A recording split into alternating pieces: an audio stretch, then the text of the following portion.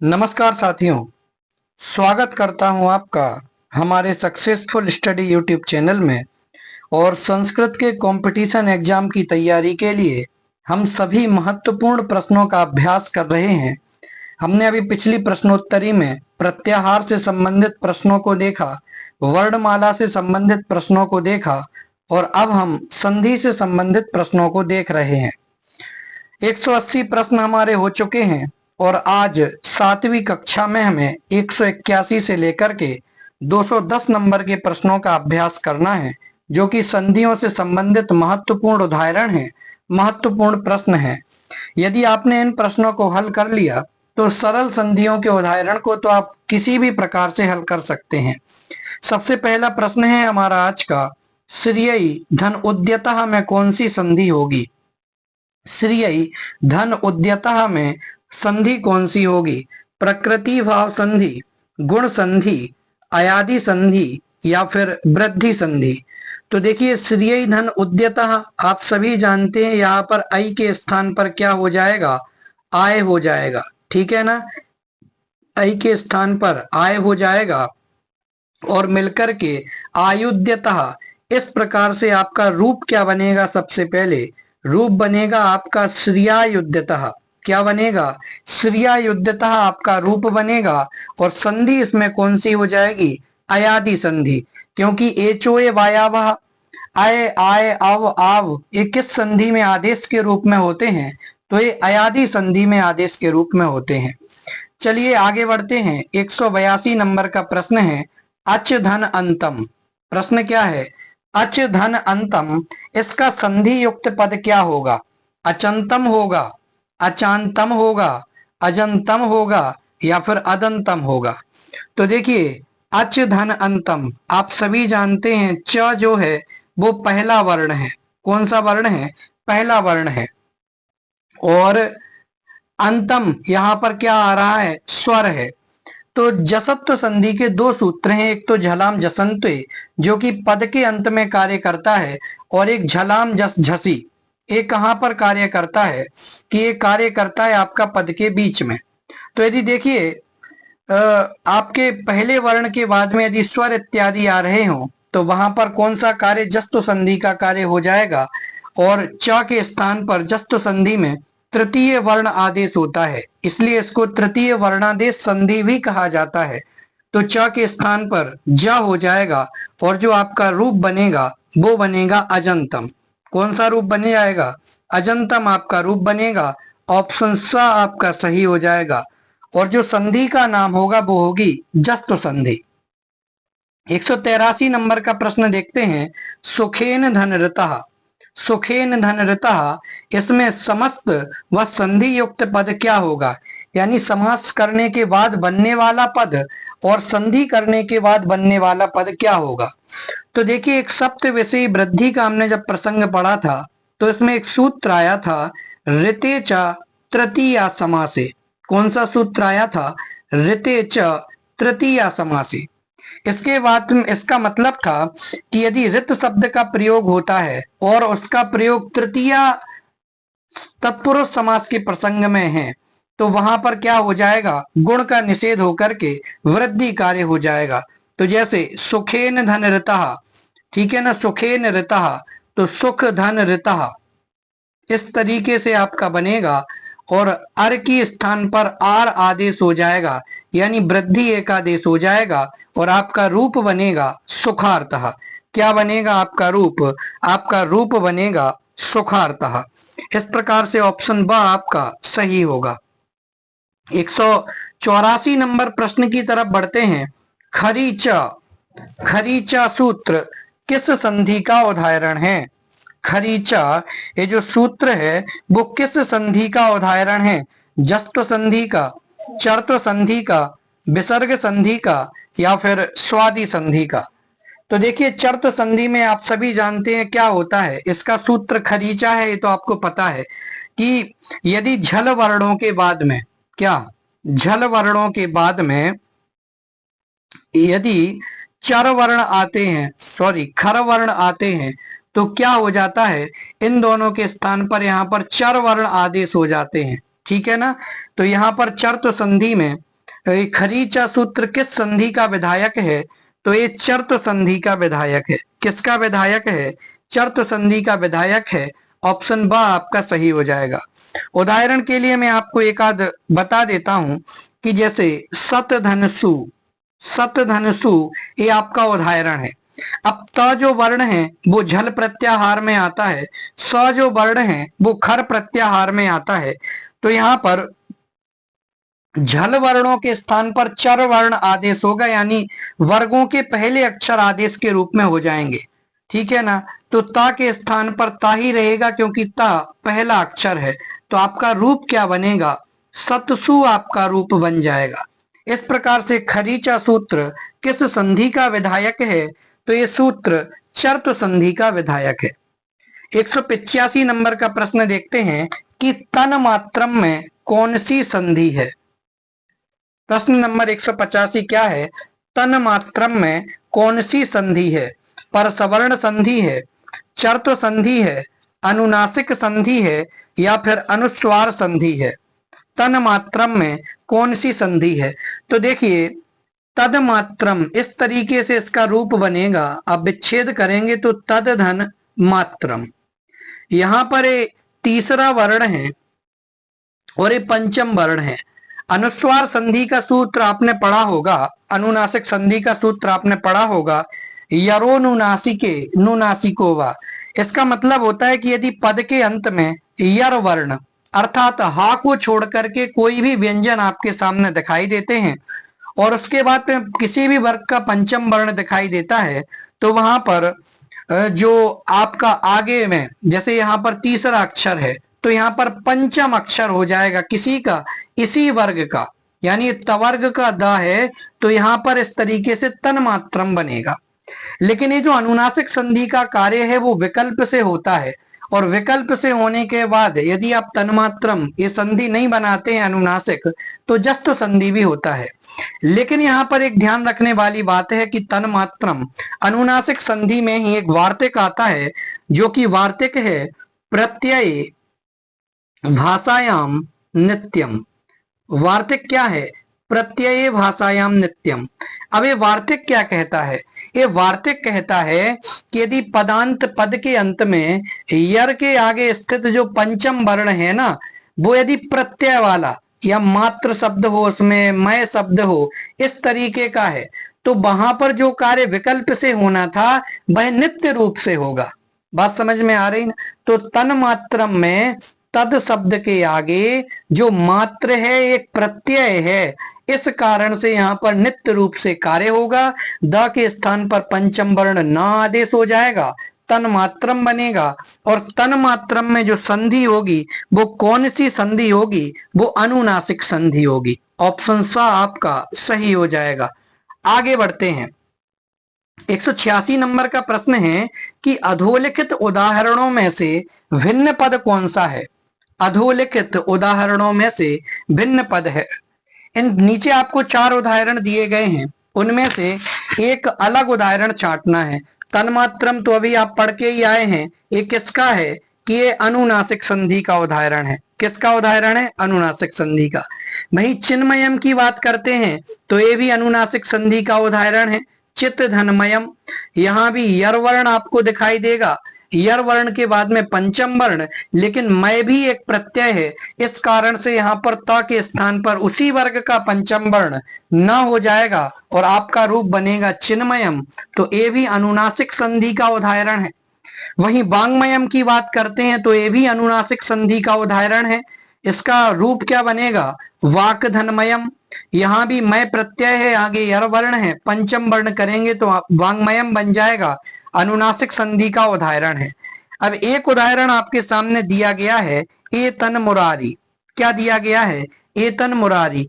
तो इसका रूप क्या बनेगा? एतद धन, इसको ऊपर करें, एतद धन मुरारी। तो क्या हो जाएगा? एतद मुरारी का जब आप अनुनासिक से बनाएंगे तो एतन मुरारी भी बनेगा, लेकिन यहाँ पर प्रत्यय नहीं है, इस कारण से कार्य नित्य रूप से नहीं होगा बल्कि विकल्प से होगा। तो यहाँ पर 2 संधि बनेंगी, एक तो आपकी अनुनासिक संधि भी बनेगी और दूसरी आपकी जस्त बन करके एतद मुरारी भी बन जाएगी। बहुत अच्छे उदाहरण, 4 प्रश्न आपने तैयार किए। तन्मात्रम में अनुनासिक संधि है, चिन्मयम में भी, वांग्मयम भी अनुनासिक संधि का उदाहरण है, और एतन मुरारी में भी अनुनासिक संधि का उदाहरण है। लेकिन भिन्न पद छांटना है तो ये तन्मात्रम, चिन्मयम, वांग्मयम तो नित्य रूप से बनने वाले उदाहरण है अनुनासिक संधि के, लेकिन एतन मुरारी ये अनुनासिक संधि में भी बन सकता है और जस्त संधि में बन सकता है, इसलिए ऑप्शन द आपका सही होगा। बहुत अच्छा प्रश्न था। आगे बढ़ते हैं। 187 नंबर का प्रश्न है आपके सामने कि अधोलिखित में से अशुद्ध पद कौन सा है। माने कोई अक्षर गलत लिखा हुआ है। देखिए पल्लवः, ये सब तोरली संधि आपने, जो कि परसवर्ण संधि है जिसे लत्व संधि कहते हैं, उसके उदाहरण है। पद धन लवः, पल्लवः हो जाएगा। ये कैसे होगा यह भी आपको आगे पता चलेगा। तल्लीनः, तद धन लीनः, तल्लीनः। उल्लंघनम, अभी देखिए तच्छ्रुत्वा, तो ये तत् धन श्रुत्वा, और यहाँ पर बहुत सारी प्रोसेस होगी, चर्त संधि भी होगी, च्युत संधि भी होगी। लेकिन यहाँ पर अशुद्ध पद कौन सा है, वो उल्लंघनम है, जबकि बनता क्या है, उल्लंघनम बनता है। क्या बनता है, उल्लंघनम बनता है। उल्लंघनम पद आपका गलत है, इसलिए ऑप्शन स आपका सही हो जाएगा। ठीक है ना। चलिए आगे बढ़ते हैं। 188 नंबर का प्रश्न देखते हैं। सन धन अच्युतः, क्या है, सन धन अच्युतः में कौन सी संधि होगी।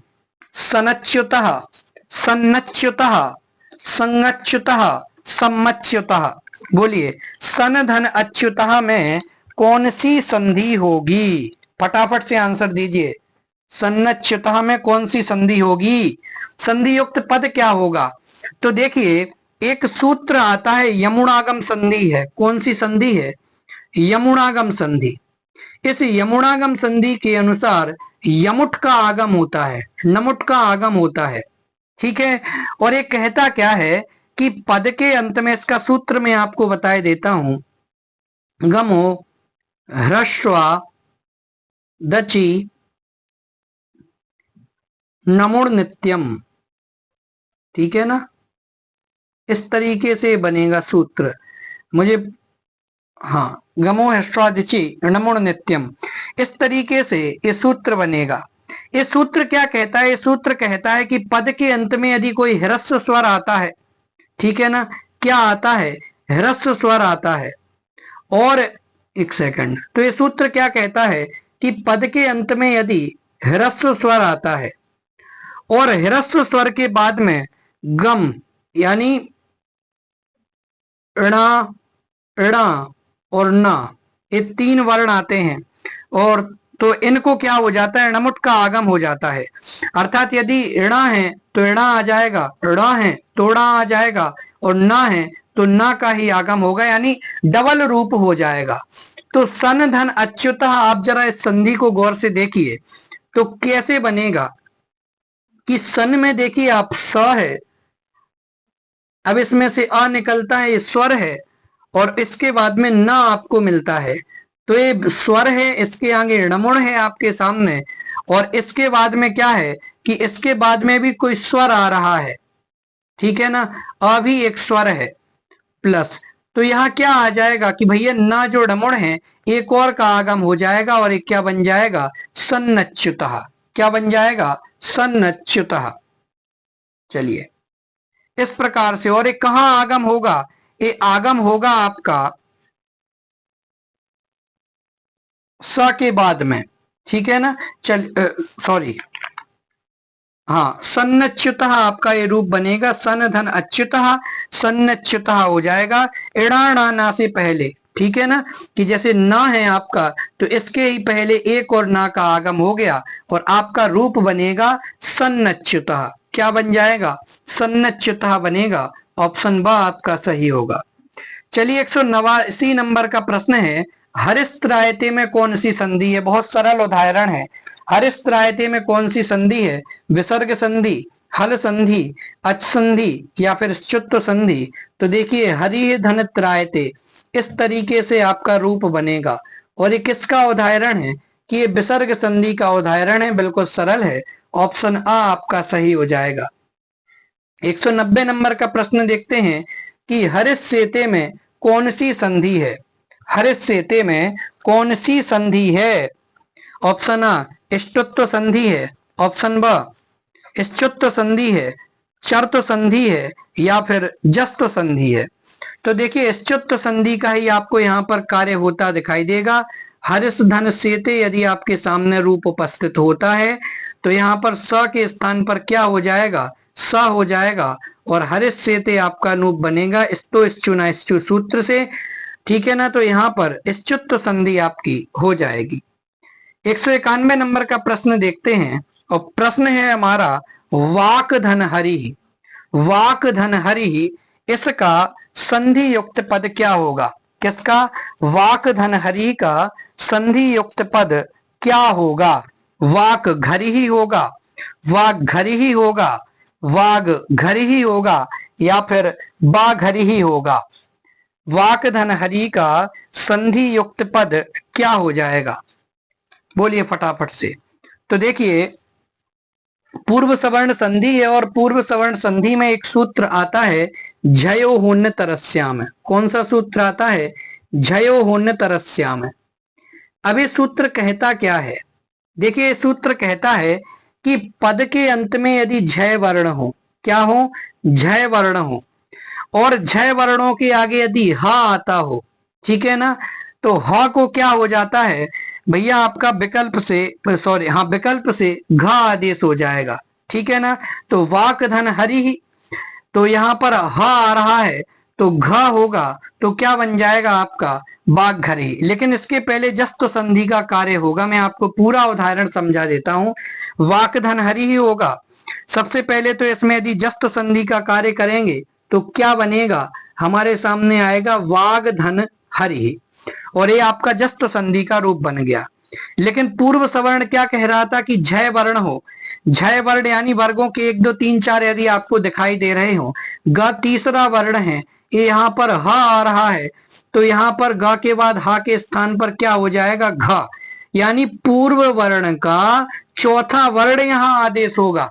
तो वाग घर ही आपका इस प्रकार से रूप बनेगा, पूर्व सवर्ण संधि का उदाहरण है। ठीक है ना, ऑप्शन सा आपका सही हो जाएगा, वाग घर ही। 192 प्रश्न की बात करें कि अधोलिखित में से भिन्न पद कौन सा है, इसमें से आपको भिन्न पद बताना है। ऑप्शन आ रामश्च है, ऑप्शन ब कश्चित है, ऑप्शन स हरिष्येते है, या फिर ऑप्शन द साधुश्चलति है। बोलिए अधोलिखित में से भिन्न पद कौन सा है, रामश्च, कश्चित, हरिष्येते, या फिर साधुश्चलति।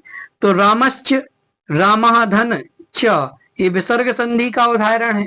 कश्चित, कहा धन चित, ये भी विसर्ग संधि का उदाहरण है। हरिष्येते, हरिस धन सेते, ये आपका इश्चुत्व संधि का उदाहरण है। और साधुश्चलति अर्थात साधु धन चलति, ये जो है आपका विसर्ग संधि का उदाहरण है।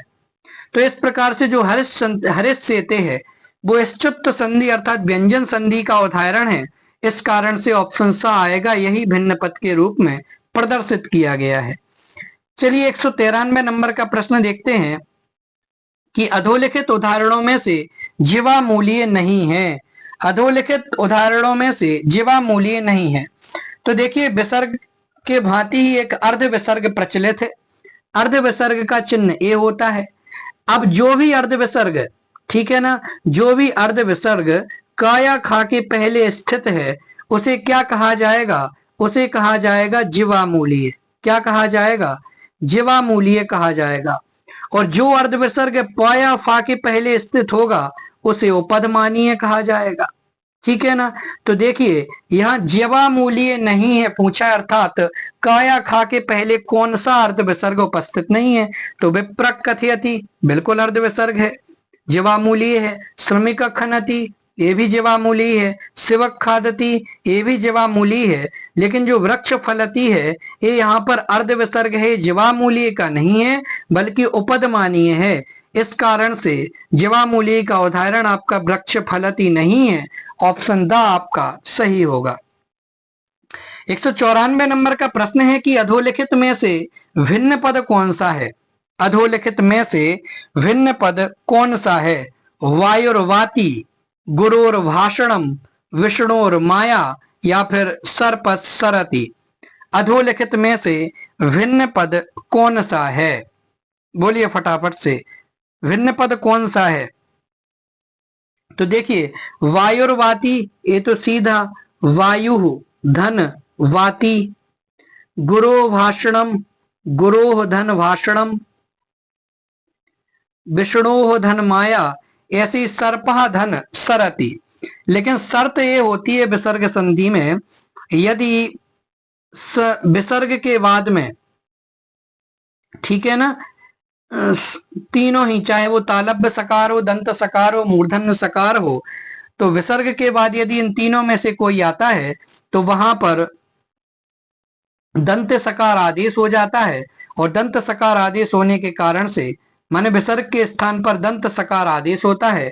और यदि आगे इसके तालब्य मूर्धन्य सकार हो तो वहां पर स्तुत्य अष्टुत्य संधि का कार्य हो जाएगा। इसलिए सर्पा सरति में विसर्ग के स्थान पर ये दंत सकार हो गया और रूप बना आपका सर्पसरति। चलिए 195 नंबर का प्रश्न देखते हैं। इसमें से भी भिन्न पद कौन सा है। चक्रिय ढोकसे, रामष्टीकते, सठ संतः या फिर षष्ठः। बोलिए अधोलिखित में से भिन्न पद कौन सा है। चक्रिय ढोकसे, रामष्टीकते, सठ संतः या फिर षष्ठः। बोलिए फटाफट से, इसमें से सही रूप क्या होगा। तो देखिए इसमें जो आपका एक कार्य अलग होगा वो कौन सा होगा। हाँ देखिए ऑप्शन सा, सट संतः। क्या होगा, सट संतः, ये आपका बिल्कुल अलग कार्य हो जाएगा। क्यों होगा, क्योंकि ष्टुत्व संधि का एक अपवाद है, न पदांता टोर नाम, न पदांता टोर नाम। अब ये सूत्र कहता क्या है, ये सूत्र कहता है कि देखिए टवर्ग के आगे यदि ष्टुत्व कार्य प्राप्त होता है तो भी ष्टुत्व कार्य नहीं होगा, ष्टुत्व कार्य का निषेध हो जाएगा, भले ही पूरी शर्तें होती हैं। तो सठ संता में देखिए टवर्ग है, ष्टुत्व का है पूरा, और ये यानी स्तु है, स्तु के वर्ण है, ष्टुत्व संधि प्राप्त हो रही थी, लेकिन इस सूत्र के कारण से इसका निषेध हो गया कि पद के अंत में यदि टवर्ग के आगे ष्टुत्व संधि का कार्य होगा तो ष्टुत्व संधि का कार्य नहीं किया जाएगा। चलिए 196 नंबर का प्रश्न, दिक धन मात्रम, दिक धन मात्रम में संधि युक्त पद क्या होगा। दिन मात्रम, दिग मात्रम, दिंग मात्रम या फिर दिम मात्रम। तो भाई मैंने आपको जो बताया था प्रत्यय भाषायाम नित्यम, कि यदि अनुनासिक संधि में यदि प्रत्यय इत्यादि का प्रयोग है, मात्र या मय का प्रयोग किया गया है तो उस वर्ग का पंचम वर्ण हो जाएगा। तो क के स्थान पर, यहाँ पर क के स्थान पर इंगा हो जाएगा, ठीक है ना, एड़ा हो जाएगा और आपका दिंग मात्रम बन जाएगा। ऑप्शन स आपका सही होगा। 197वां प्रश्न देखते हैं कि विसर्ग संधि का ही अवान्तर भेद कौन सा है। अच संधि स्वर संधि, प्रकृति भाव संधि भी स्वर संधि से रिलेट है, हल संधि माने व्यंजन संधि, लेकिन जो स्वादि संधि होती है वो विसर्ग संधि का ही एक अवान्तर भेद है। ऑप्शन द आपका सही होगा। 198वां प्रश्न देखते हैं कि मनोरथा का संधि विच्छेद क्या होगा। मनोरथा का संधि विच्छेद क्या होगा। मनस धन रथा, मनोस धन रथा, मनोधन रथा या फिर मनोरथा। तो देखिए यहाँ पर इसका जो संधि विच्छेद होगा वो मनस धन रथा होगा। क्या होगा, मनस धन रथा होगा। सा को क्रमशः रू और रा करते हुए रा के स्थान पर उ आदेश किया जाएगा और मनोधन रथा होकर के मनोरथा रूप आपका बनेगा। इस प्रकार से मनोरथा का संधि विच्छेद क्या होगा, तो मनस धन रथा। 199वां प्रश्न है, और प्रश्न क्या है, बहुत अच्छा प्रश्न है कि अंतर्धन राष्ट्रीय, अंतर्धन राष्ट्रीय जो अंतरराष्ट्रीय अपन बोलते हैं उसका सही उच्चारण क्या है, सही अर्थ क्या है। देखिए अंतर्धन राष्ट्रीय, इसका संधि युक्त पद क्या होगा। अंतरराष्ट्रीय, अंतरराष्ट्रीय, अंतरराष्ट्रीय या फिर अंतरराष्ट्रीय। सोच करके उत्तर दीजिए। अंतर्धन राष्ट्रीय, इसका संधि युक्त अंतर्धन राष्ट्रीय, इसका संधि युक्त पद क्या हो जाएगा? बोलिए फटाफट से। अंतर्धन राष्ट्रीय का संधि युक्त, देखिए एक रलोप संधि होती है, विसर्ग संधि के अंतर्गत रलोप संधि होती है वो, और उसका सूत्र है रो री। कौन सा सूत्र है? रो री। ये सूत्र क्या कहता है कि यदि रा के आगे र आता है तो पहले वाले रा का लोप हो जाता है, ठीक है ना। और रा का लोप होने पर उससे पहले जो अण वर्ण होंगे, अणवर्ण, अणवर्ण यानी कि ह्रस्व अकार, इकार और उकार, तो इनको दीर्घ आदेश कर दिया जाएगा, ठीक है ना। तो अंतरराष्ट्रीय, यहां भी रा है, यहां भी रा है, तो पूर्व रा का लोप होगा, अंतरराष्ट्रीय बन गया आपके सामने। और पूर्व में त, इसमें आ समाहित है, इस कारण से इसको दीर्घ करेंगे और आपका रूप क्या बनेगा? अंतरराष्ट्रीय बनेगा। क्या बनेगा? अंतरराष्ट्रीय। कौन से सूत्र से? रोरी संधि से। स्वर व्यंजन विसर्ग रोरी सूत्र से। स्वर व्यंजन विसर्ग में पूछे तो विसर्ग संधि है, वैसे पूछे तो रलोप संधि है, सूत्र इसमें रोरी ही है। और ता को दीर्घ आदेश, आ को दीर्घ आदेश किस सूत्र से हुआ है? ढलोपे पूर्वस्य दीर्घोणः। इसका अर्थ होता है कि ढा या रा का जब भी लोप किया जाता है तो उससे पहले जो अणवर्ण स्थित होते हैं यानी कि अ ई उ होता है तो उसको दीर्घ आदेश कर दिया जाता है। और आज हमारा दोहरा शतक भी हो गया। 200 नंबर का प्रश्न है कि जगदीशः सडाननः ये किस संधि के उदाहरण हैं?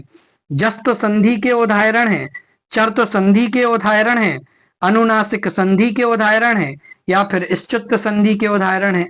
तो देखिए जगत धन ईसः, जगदीशा त के स्थान पर द जस्त संधि का उदाहरण है। ऐसे ही सस धन आननः, स के स्थान पर भी यहाँ पर तृतीय वर्ण के रूप में ड आदेश हो जाएगा तो सडाननः बन जाएगा, और ये जस्त संधि के उदाहरण है, इसलिए ऑप्शन अ आपका सही होगा। दोनों महत्वपूर्ण उदाहरण है। 201 नंबर का प्रश्न देखते हैं। एतद धन मुरारी का संधि युक्त पद क्या होगा? ए तद मुरारी, ए तन मुरारी, ए तत् मुरारी, या फिर ऑप्शन नंबर अ और ब दोनों ही सही है। तो देखिए अनुनासिक संधि का उदाहरण है, किसका? अनुनासिक संधि का उदाहरण है।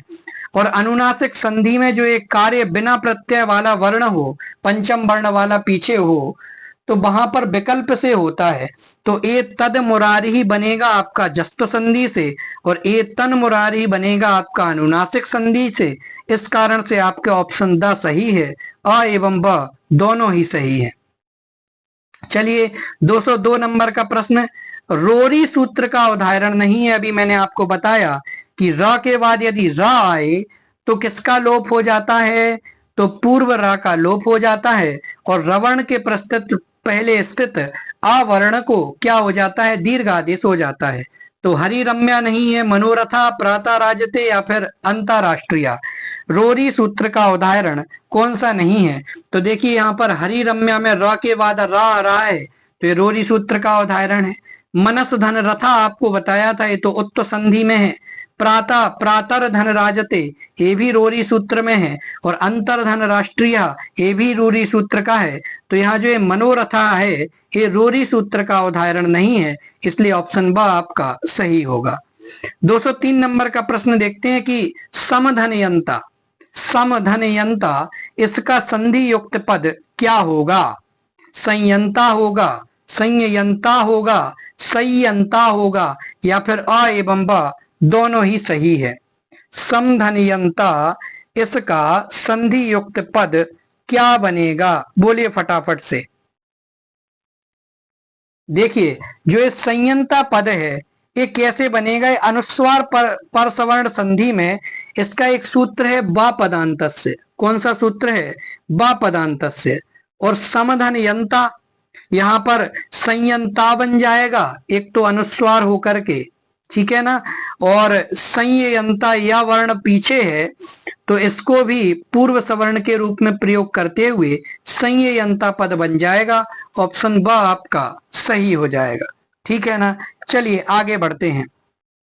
यानी यहाँ पर अनुस्वार को विकल्प से परसवर्ण करते हैं। जैसे मोनुस्वार जो आपका सूत्र है कि पद के अंत में स्थित जो म है, जैसे समधन यंता, इसमें म है, इसको क्या हो जाता है, इसको अनुस्वार कर देते हैं। यदि आगे कोई भी व्यंजन वर्ण हो तो अनुस्वार किया तो संयंता बन गया। लेकिन अनुस्वार परसवर्ण संधि क्या कहती है, वो ये कहती है कि पद के अंत में यदि स्थित कोई अनुस्वार हमें प्राप्त हुआ है तो उसको विकल्प से परसवर्ण कर देंगे। यानी कि बाद में जो अनुस्वार, बाद में जो वर्ण होगा उसी को यहाँ लिख दिया जाएगा, लेकिन वो अनुनासिक रूप में लिखा जाएगा। ठीक है ना। चलिए आगे बढ़ते हैं। तो आपका संयंता भी सही है, विकल्प से होता है, और संयंता भी आपका सही है, इसलिए ऑप्शन आ और बा दोनों आपके सही होंगे। 204 नंबर का प्रश्न है कि भिन्न उदाहरण कौन से हैं। भिन्न उदाहरण कौन से हैं? अपभवी, वाग्घरी, तद्धितम या फिर वांग्मयम। भिन्न उदाहरण इसमें से कौन सा है? तो देखिए, अपभवी, अपधन हवि, ठीक है, वाग्घरी, वाकधन हरि, तद्धितम, तदधन हितम, और वांग्मयम, वाकधनमयम। तो यहां इन तीनों में देखिए ऊपर जो कार्य हैं वो विकल्प से भी हमें प्राप्त हो रहे हैं, जस्त संधि भी हमें प्राप्त हो रही है, और नीचे जो अपने को वांग्मयम है वो कौन सी, वो अनुनासिक संधि का कार्य है और नित्य रूप से होने वाला कार्य है, इसलिए ऑप्शन द आपका सही होगा। 205 नंबर का प्रश्न देखते हैं कि अनुस्वार परसवर्ण संधि का उदाहरण क्या नहीं है। अनुस्वार परसवर्ण संधि का उदाहरण नहीं है। क्या नहीं है? अंकितः नहीं है, शांतः नहीं है, गुम्फितः नहीं है, या फिर विध्वंसः नहीं है। अनुस्वार परसवर्ण संधि का उदाहरण नहीं है। तो देखिए, अंकितः, इसका जो मूल विच्छेद होगा वो इस तरीके से होगा, अनधन कितः। जब आप इसको अनुस्वार बनाएंगे तो अंकितः बन जाएगा, और क वर्ण है और इसके आगे आपको अनुस्वार है, तो अनुस्वार के स्थान पर अनुस्वार परसवर्ण संधि से कवर्ग का ही पंचम वर्ण अनुस्वार के स्थान पर आदेश होगा, तो अंकितः बनेगा आपका। वहीं पर बात करूं शांतः, तो सामधनतः इसका विच्छेद होगा, ठीक है ना। इसको अनुस्वार बनाएंगे तो शांतः बनेगा, और तवर्ग का पंचम वर्ण लगा देंगे तो शांतः अपना रूप आ जाएगा। ऐसे ही गुम्फितः की बात की जाए तो गुम्फितः भी गुम धन फितः इस तरीके से बनेगा। फिर गुम्फितः आपका अनुस्वार संधि होकर के होगा, और जब अनुस्वार परसवर्ण संधि बनाएंगे तो पवर्ग का पंचम वर्ण होकर के गुम्फिता आपका रूप बनेगा। लेकिन जो विध्वंसा है वो अनुस्वार परसवर्ण संधि का उदाहरण नहीं है, इसलिए ऑप्शन द आपका सही होगा। 206 नंबर का प्रश्न है कि अपभवी में कौन सी संधि है। अपभवी में कौन सी संधि है? ऑप्शन आ पूर्व सवर्ण संधि, चर्त संधि, पर सवर्ण संधि, स्वादि संधि। अपभवी में संधि कौन सी है? तो देखिए, अपभवी में पूर्व सवर्ण संधि है। झयो होन्य तरस्या में आप पढ़ करके आए थे, उससे विकल्प से कार्य होता है, नहीं तो जस्त संधि का भी कार्य इसमें आपको देखने को मिलेगा। 207 प्रातर धन राजते, इसमें संधि युक्त पद होगा। प्रातः राजते, प्रायः राजते, प्रातर राजते या फिर प्रातो राजते। तो रोरी सूत्र रलोप संधि लगेगी, पूर्व रा का लोप कर देंगे और त में स्थित आ को दीर्घ कर देंगे तो प्राता राजते बन जाएगा। ऑप्शन आ आपका सही होगा। आगे बढ़ते हैं 208 नंबर के प्रश्न की तरफ कि अमी ईसा में अमी पद की संज्ञा कौन सी हुई है। तो ये आप जानते हैं द्विवचन संबंधी ईकारांत उकारांत एकारांत जो पद हैं उनकी प्रग्रह संज्ञा होती है ईदुदे द्विवचनम प्रग्रहयम। ईदुदे द्विवचनम प्रग्रहयम ये सूत्र होगा। ऑप्शन द आपका सही होगा। 209 नंबर का प्रश्न देखते हैं, षण्णवति में कौन सी संधि है। षण्णवति में कौन सी संधि है?